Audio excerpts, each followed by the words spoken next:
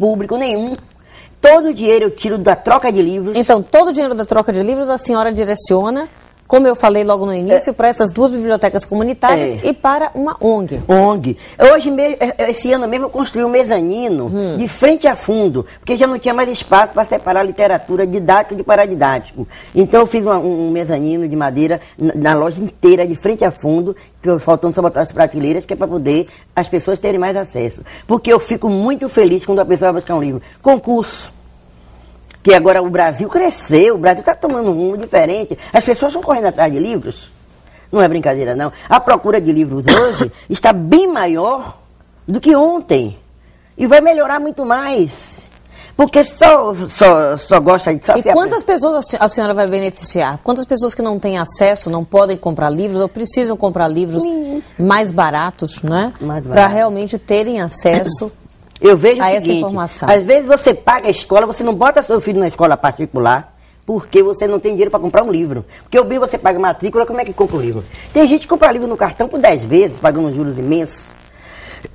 Lá ainda facilita, bota no cartão, divido mesmo essa quantidade de 70% a menos, ainda pode dividir no cartão o livro. Agora, é importante também que as pessoas pensem que se o governo botar na cabeça, isso é uma ideia que eu estou dando, quero ver se daqui vai sair publicada, porque eu vou a todo mundo e ninguém fala. Você imagine, se amanhã o governo resolver a dar livre para todo mundo que paga escola particular, porque quando você paga escola particular, você já está ajudando os poderes públicos, que é uma obrigação, um dever do governo, a educação de 1º e 2º grau, em qualquer parte do mundo. Então é uma garantia constitucional, inclusive. Então, se você já paga a escola, já faz esse trabalho para o governo, já está ajudando, por que esse livro que migra para a escola pública, essas escolas de periferia, que esse povo tira sangue para pagar particular? Porque hoje a ideia de escola pública não é o ensino de má qualidade, não é a convivência. Porque essa coisa social ainda não estava resolvida. Está todo mundo com medo de pegar seu filho, mandar para a escola e resolver acontecer alguma coisa. Mas aí eu conheço muita gente que não tem condições nenhuma, que passa necessidades e paga a escola para um filho. Por que essa pessoa não recebe um livro? Pois é, vamos então desenvolver mais ainda essa ideia no próximo bloco, daqui a pouquinho. Daqui a pouquinho a gente volta.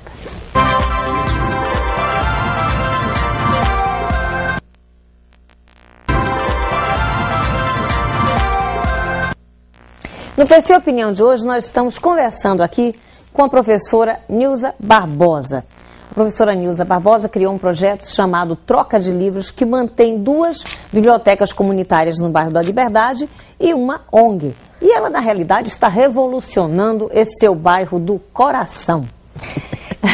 Professora, bem, a gente estava naquele ponto que a senhora estava sugerindo que as pessoas que matriculassem seus filhos em escolas particulares tiverem direito a ter livros sem pagar. Sem pagar, né? Para poder investir tudo na educação, ou seja, no pagamento da escola particular. Porque eu vejo assim, eu vejo uma coisa comum, normal, é uma coisa viável, porque uma escola hoje custa 400, 500 reais a mensalidade. Esse pai paga, né, fardamento que o governo está dando e tudo mais. Mas pela necessidade dessas pessoas que pagam escola, você está entendendo? Mas às vezes o aluno fica o ano todo sem ter livro porque não teve dinheiro para comprar. Pois é, algumas pessoas, por exemplo, né, para garantir essa educação com uma qualidade maior, porque tradicionalmente a escola pública sempre teve um excelente nível educacional, depois nós passamos por essa fase onde houve um declínio, né? Então passaram a querer, algumas pessoas, a matricular seus filhos em escolas públicas, mas muitas vezes não tem dinheiro para comprar o livro, que é essencial. Particular. Mas não tem um livro. Até hoje, nós já estamos no mês de junho, tem pessoas que chegam com notas lá que não comprou o livro do filho ainda. E isso preocupa. Essas pessoas poderiam muito bem receber esses livros. Porque seria uma forma até do governo retribuir aquilo que as pessoas estão fazendo com ele, ajudando, né, a administrar esse país. Está precisando de todo mundo aí para trabalhar e vencer, porque a gente precisa crescer de forma rápida, porque a gente está vendo que essa forma perversa de acabar com a educação de escola pública que você acabou de falar agora não deu certo, né? E não vai dar encanto nenhum, que todo lugar, todo país em que a educação é de alta qualidade, você vê que o povo vive melhor em toda a sua plenitude, não é? Não existe essa miséria, essa desigualdade total que a gente vê. Eu, por exemplo, eu sou filho da miséria e da desigualdade social, e o que me salvou foi a educação. A minha casa, eu costumo dizer que é um país. Eu tenho 18 irmãos, né? Aqueles que estudaram estão em bem melhor situação do que aqueles que não estudaram. E a nossa função, é claro, ajudar aqueles que não conseguiram. Ok. Vamos contar um pouquinho dessa história da senhora para as pessoas entenderem como é que tudo isso foi criado, mas o que a gente não pode esquecer de falar é essa revolução que a dona Nilza, a professora Nilza, quer fazer no bairro da Liberdade com o Parque Liberdade. Daqui a pouquinho a gente vai contar aqui para vocês também. Mas vamos então. A senhora, eu falei logo no início que a senhora tem uma história de vida de superação. E que quem está acostumada na vida a superar as suas dificuldades, está acostumada também a fazer da crise uma oportunidade com criatividade, né? E daí a gente tem esse projeto maravilhoso que a senhora está falando aqui pra gente também, né? Então, a casa da senhora tinha 18 pessoas, 18 filhos, né? Em Candeias, foi lá que a senhora nasceu. Eu nasci em Candeias. E aí? Mas não é, se você vai rir se eu lhe disser outra coisa. Não eram 18, mais uns 6 ou 7 minha mãe arranjava lá e criava. Eu tenho tanto irmão de criação que você não aguenta. E era uma família humilde. Ah, muito. Mas minha mãe, eu costumo dizer que eu tenho orgulho da minha família. Quando eu faço alguma coisa na minha casa, eu quero que toda a minha família esteja lá. Sabe por quê? Porque minha mãe conseguiu criar 18 filhos, eu tenho 69 sobrinhos. Nenhum tem problema social grave, porque o importante para o cidadão, ele não precisa ser rico para ser feliz, é viver com dignidade. Isso minha família vive. Eu tenho irmãos que vendem na porta da igreja de São Francisco, eu tenho irmão que vende na porta da igreja do Bonfim, eu tenho irmãos faxineiros, mas todo mundo vive numa maior felicidade. Uma vez um irmão disse assim para mim, poxa, chegaram aqui me dizendo... por que eu estou nessa porta de igreja? Um irmão meu, uma irmã minha, inconformada com a situação dele. Ele disse assim para mim, a gente se abraçando na porta da igreja de São Francisco, eu sempre vou lá visitá-los, né? Aí ele me disse assim, ela não sabe como a gente é feliz aqui. Poxa, isso me deu uma grandeza, sabe, uma felicidade também. Eu comemorei com ele aquele momento, porque as pessoas pensam, o conceito de riqueza, de felicidade, é o conceito de ter, né? E na verdade não é, né? O homem precisa ter o pão de cada dia. Aquela propaganda que o governo fez, aquele homem dizendo, mulher, eu arranjei um emprego. Eu chorei quando eu vi aquela propaganda, porque aquilo ali é a cara da minha família. Você está entendendo? Todo mundo pobre, mas todo mundo com dignidade. Minha mãe criou a gente vendendo na porta da igreja, meu pai ferroviário, mas era alcoólatra, tinha um problema grave, e minha mãe só...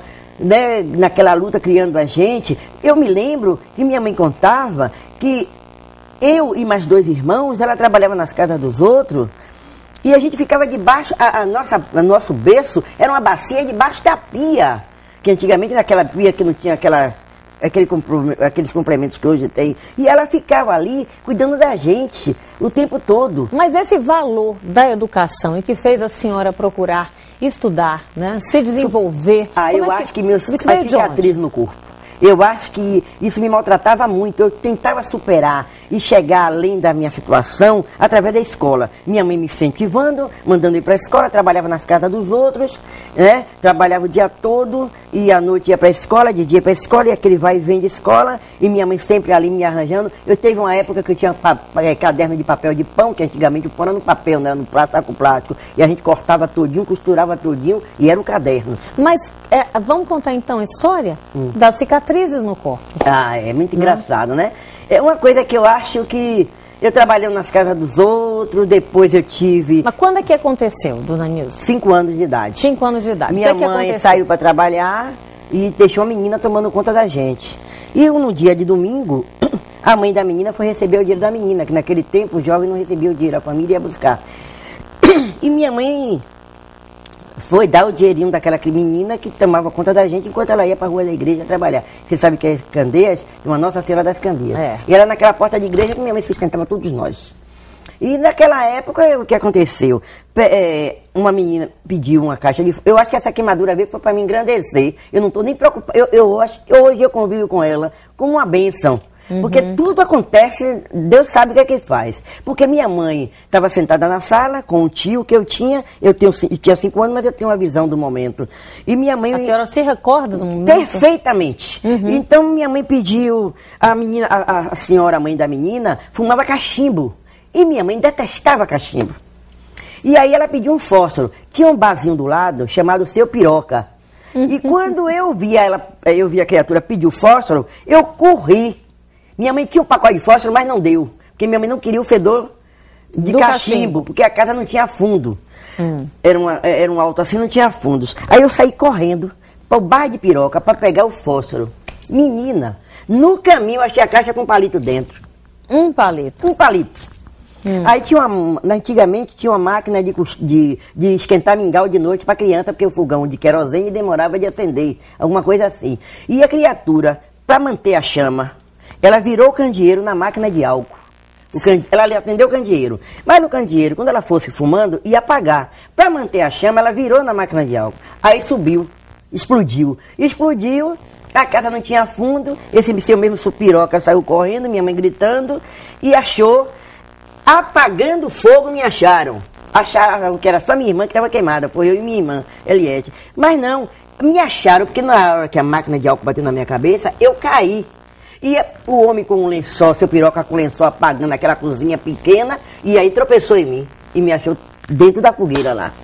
Pois é, e a senhora teve mais de 80% do corpo queimado, em estado gravíssimo, né? O trem de madrugada foi me levar para o Hospital Sagrada Família, teve que sair um trem de Candeias, um homem da loja lá. Veio aqui para Salvador. Fiquei 1 ano e 8 meses dentro da Sagrada Família, com minha mãe.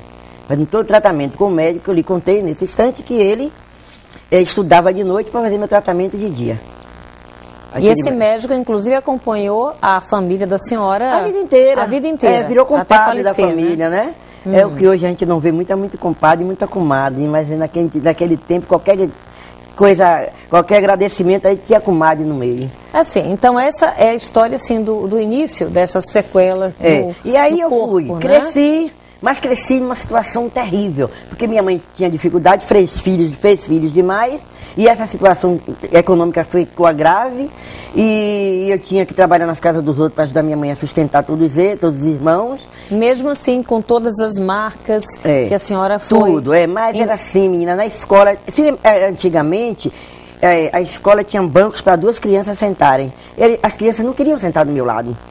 E a professora não ajudava muito naquela época. Porque era terrível. E era cara queimada, era aquela confusão toda. A professora começou a pedir a minha mãe para levar um banco para a escola. Ou seja, a senhora está falando o que hoje chamam de bullying? Bullying. Bullying, né? Esse aí, se nego passasse o que eu já passei no passado, morria. Porque não era brincadeira, não. Eu não tinha onde sentar na escola, até que minha mãe um dia se revoltou, quebrou o banco todo na porta da escola. Eu também não era fácil. Um dia a professora disse: professora, que a Sonita me chamou cara queimada. Aí ela me disse assim: é cara queimada mesmo. Eu dei um pulo na garganta da professora e ela tinha um vestido amarelo com os botões marrons. Não ficou um botão. Eu abri a roupa dela em bandas. Ou seja, a senhora não se recolhia, ia chorar por causa disso? Não, eu virava uma doida, me revoltava. Eu brigava, batia e eu apanhava, era um inferno. Na hora de ir para a escola, para evitar e me ficar mais tranquila, eu não ia pelo caminho convencional. Eu arranjava um caminho mais longe para chegar até a escola, porque até que eu chegasse à escola, cara queimada, queimadinha, torradinha, era assim uma coisa terrível. Eram as crianças, adolescentes falando tudo isso. Mas obviamente que a senhora sofria muito com isso. Muito, minha filha. Mas sabe, aí a minha superação era nota maior, estudar mais. Aí deixava todo mundo com a cara de tacho na sala. Porque... Além da inteligência que Deus deu para a senhora, e da eloquência também, porque isso é uma coisa que salta os olhos, a gente nota que realmente, digamos assim, já um grande talento da senhora, né? Sim. Além dessa vontade, esse desejo de superar essa grande dificuldade.